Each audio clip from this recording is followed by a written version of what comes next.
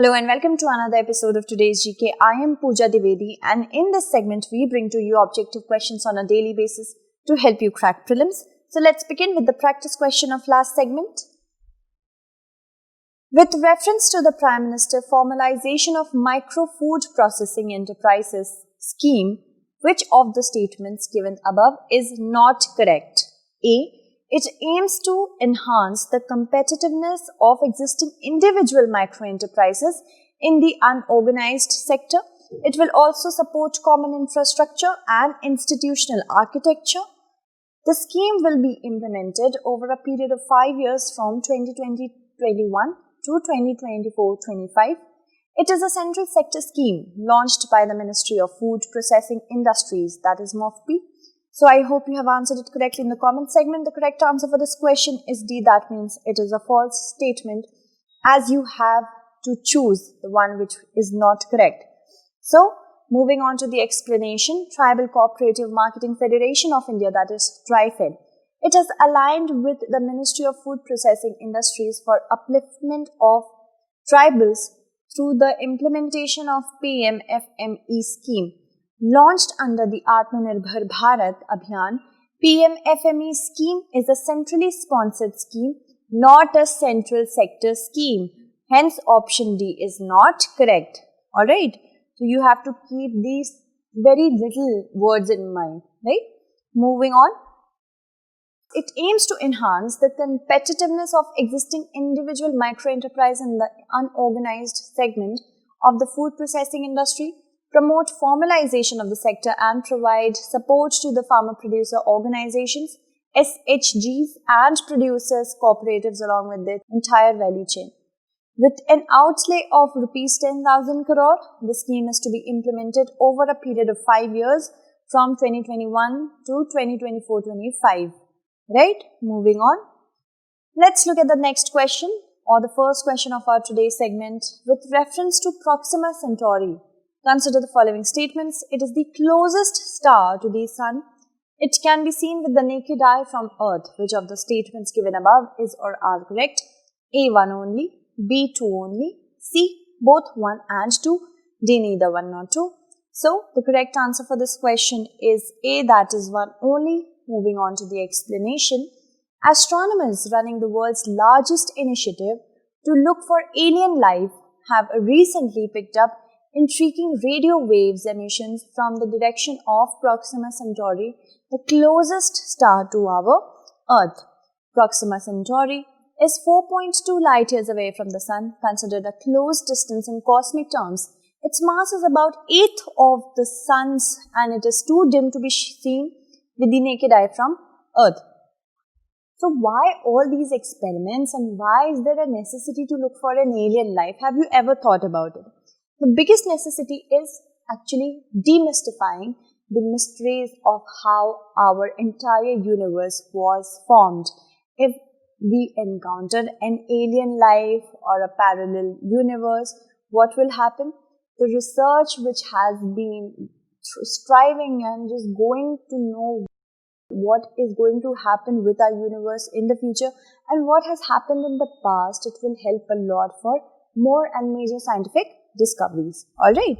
And also, Proxima b, one of the 2 planets that revolve around the star, is the subject of significant curiosity.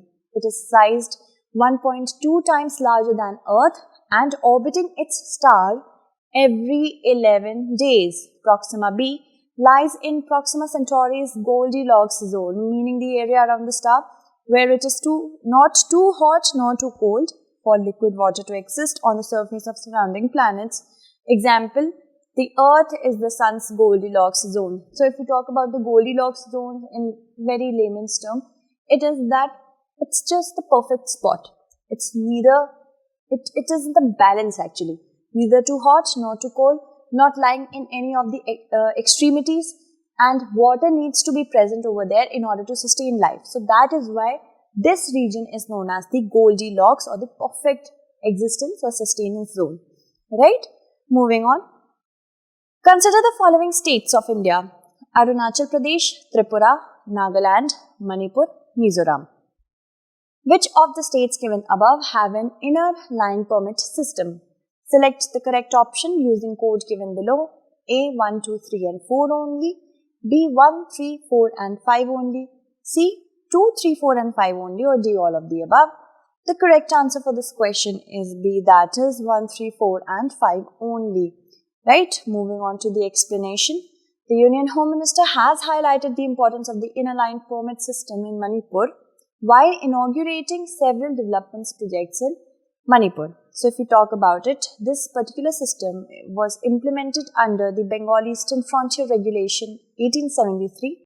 The ILP is an official travel document which allows inward travel of an Indian citizen into a protected or restricted area for a limited period.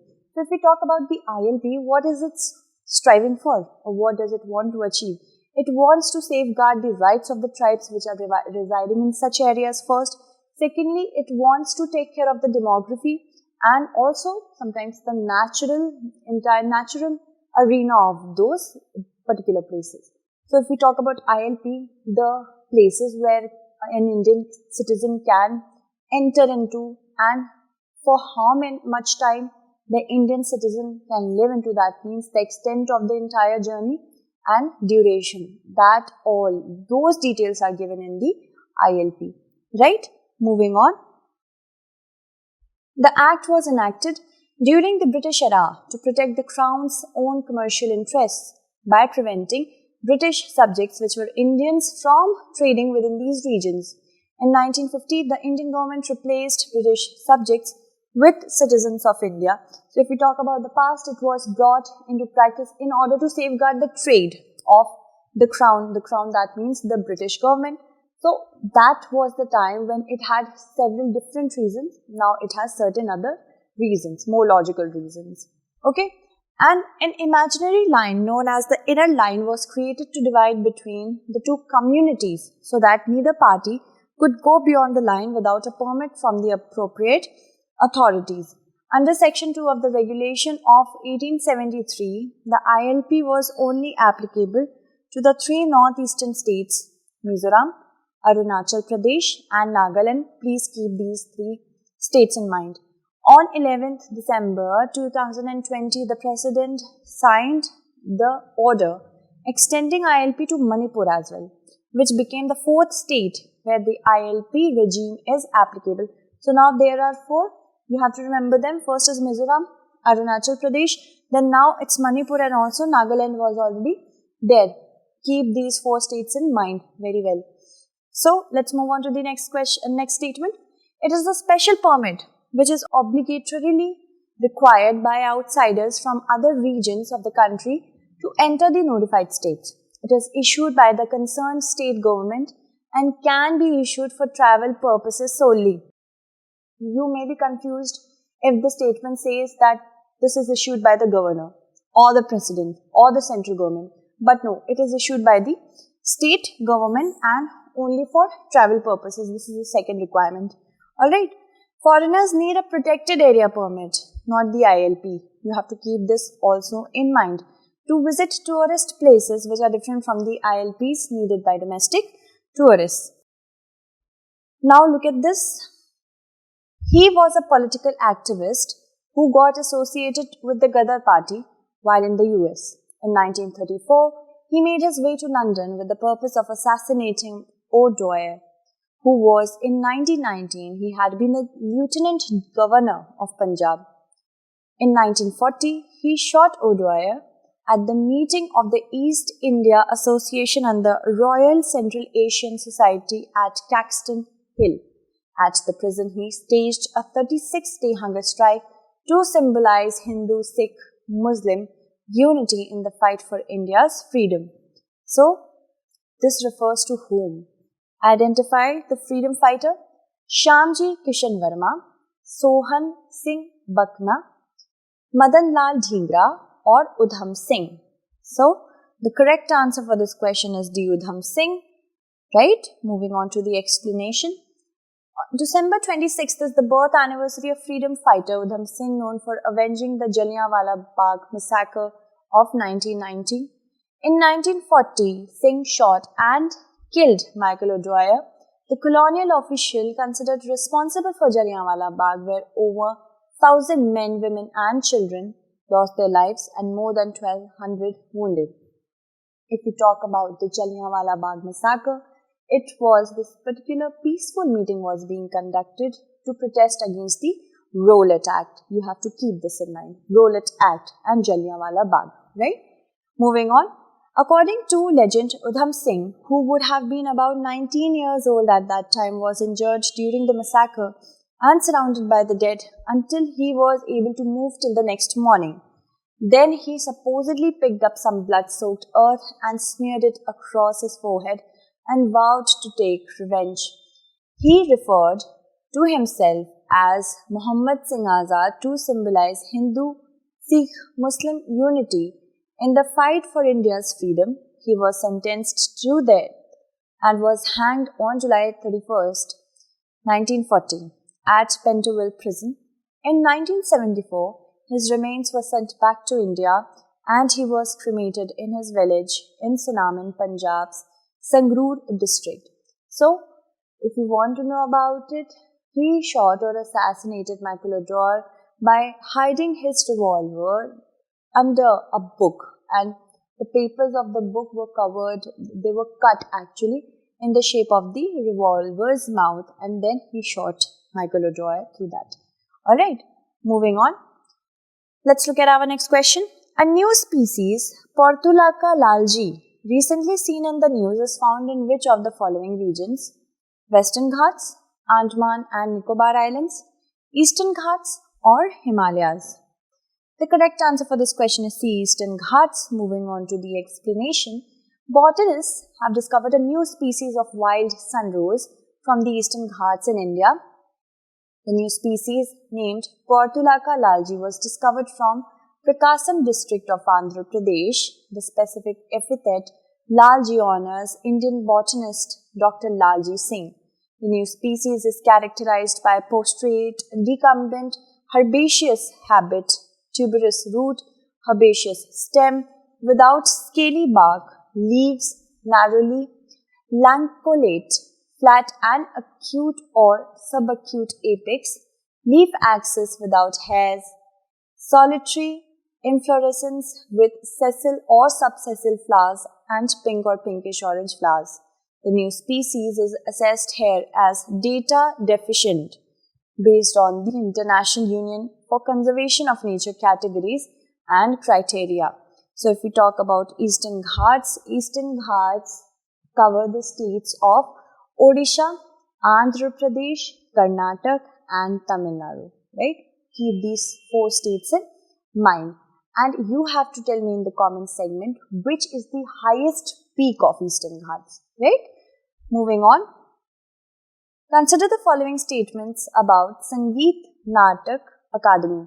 It is an autonomous body of the Ministry of Culture. It is India's National Academy for Drama only. Which of the following statements given above is or are correct? A1 only, B2 only, C both 1 and 2, D neither 1 nor 2. The correct answer for this question is A. Of course, I have taught you or I have told you in the previous segments that whenever a statement has the word only, many times, most of the times, almost every time it is false. Alright, so keep this in mind. Recently, eminent dance scholar and critic Sunil Kothari passed away at the age of 87. He authored 20 books on Indian classical dances and wrote extensively on Bharatnatyam, Kathak and Manipuri dance forms. His scholarly work, Satriya, Classical Dance of Assam, helped in creating a better understanding of the dance form in the national break. His scholarly work, Satriya, Classical Dance of Assam, helped in creating a better understanding of the dance form in the national and global circuit. His other notable contributions include New Directions in Indian Dance and Kuchipudi Indian Classical Dance Art. He was elected as a Fellow of Sangeet Natak Academy. Sangeet Natak Academy is presently an autonomous body of the Ministry of Culture and it is fully funded by the government for implementation of its schemes and programs. It is India's National Academy for Music, Dance and Drama, both the 3 forms of art. It was created by resolution of the Ministry of Education, formerly the Ministry of Human Resource Development. So, there is also another question that could be formed. When was and how was Ministry of HRD was turned into Ministry of Education? I hope you remember that by the new education policy, right? Moving on.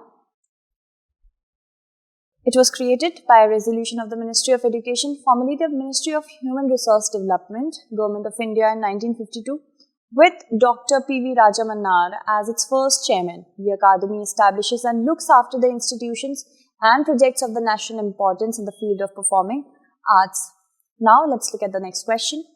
Which of the following countries has passed a law to tighten the monitoring of civil society? Iran, Saudi Arabia, Lebanon or Turkey? The correct answer for this question is D, Turkey. Moving on to the explanation. The Turkish parliament passed a law that would increase the monitoring of civil society groups. The act is called Preventing Financial and Proliferation of Weapons of Mass Destruction and was proposed by the Turkish President's ruling Justice and Development Party in order to comply with UN Security Council's recommendations to keep terror financing and money laundering in check. Critics are seeing certain provisions of the bill as arbitrary and believe that it violates the provisions under the Turkish constitution since it interferes with the right of freedom of association. We also have the right of freedom of association as a fundamental right. It has come following the 2019 report on Turkey prepared by the intergovernmental body FATF, Financial Action Task Force, meant to fight money laundering and terror financing. So if we talk about FATF, it was established in the year 1989 by the initiative taken by the G7, group of 7. And it is headquartered in OECD in Paris. Keep this in mind. And what does it do basically? It formulates and actually it encourages the different governments to formulate policies in order to keep a check on the proper usage of the finances, right? Moving on. If we talk about this particular act, it gives the Turkish governments the power to appoint trustees to non-governmental organizations to suspend their activities, seize their assets, and monitor their source of funding.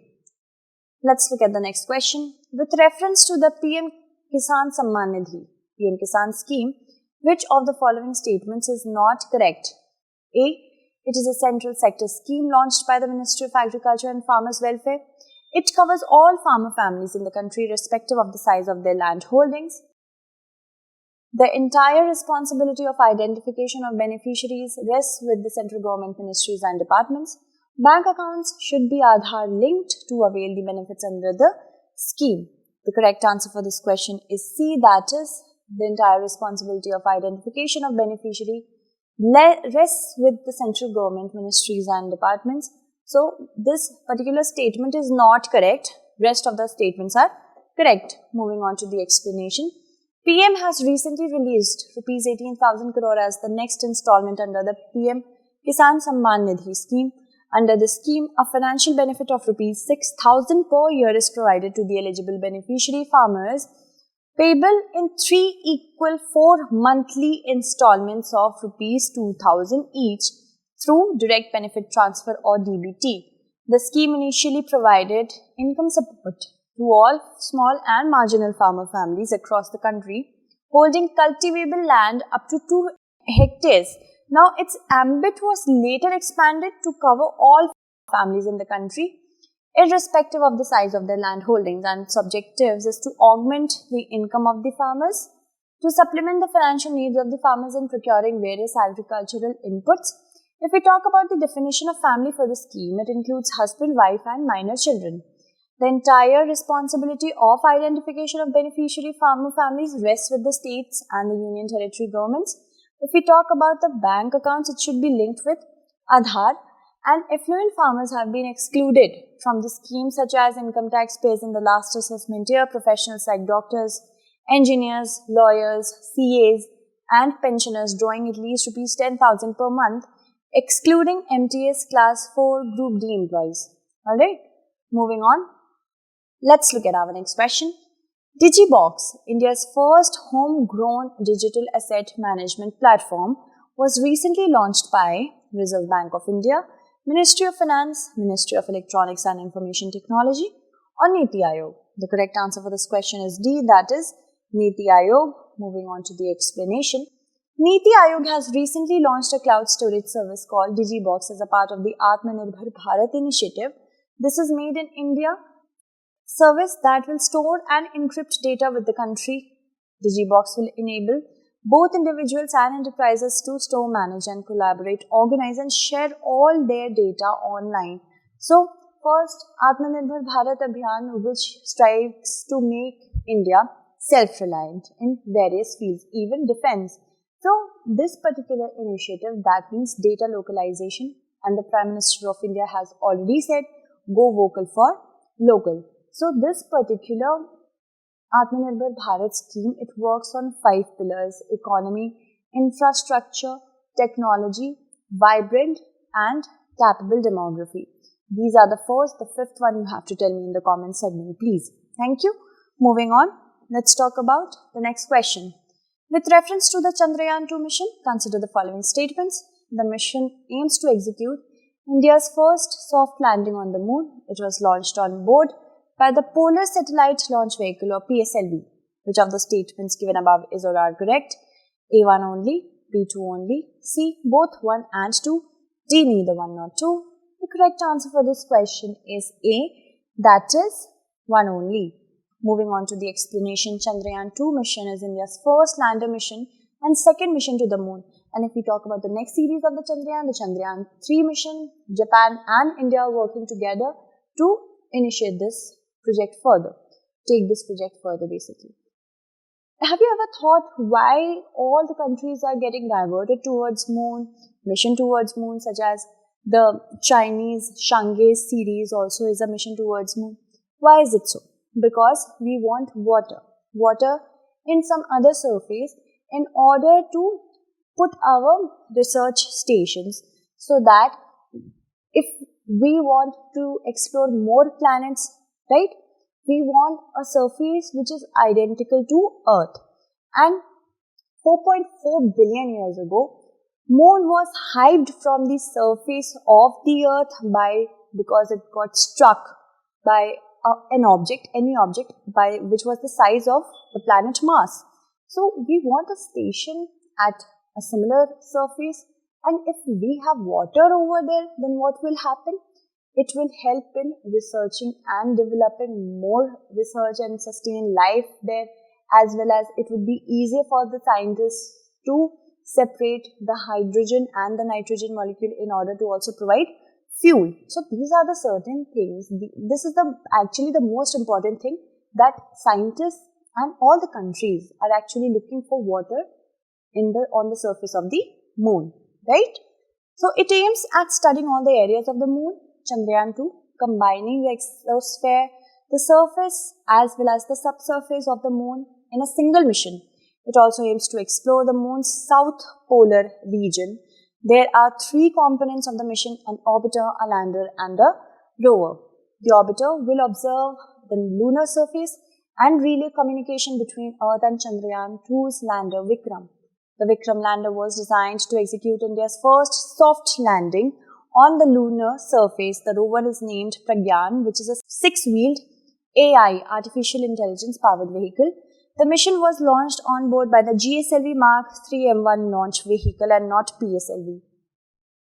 BBX-11, recently seen in the news, is recently discovered near-Earth object, COVID-19 vaccine under trial, gene that facilitates greening of plants, or ransomware. The correct answer for this question is gene that facilitates greening of plants. Moving on to the explanation. Recently, researchers at the Indian Institute of Science, Education and Research IISER have identified a gene called BBX-11 that facilitates in the greening of plants, and it plays a crucial role in regulating the level of protochlorophyllite, an intermediate in the biosynthesis of the green pigment chlorophyll. So, we have reached to our practice question for the next segment. Kindly comment the correct answer in the comment segment.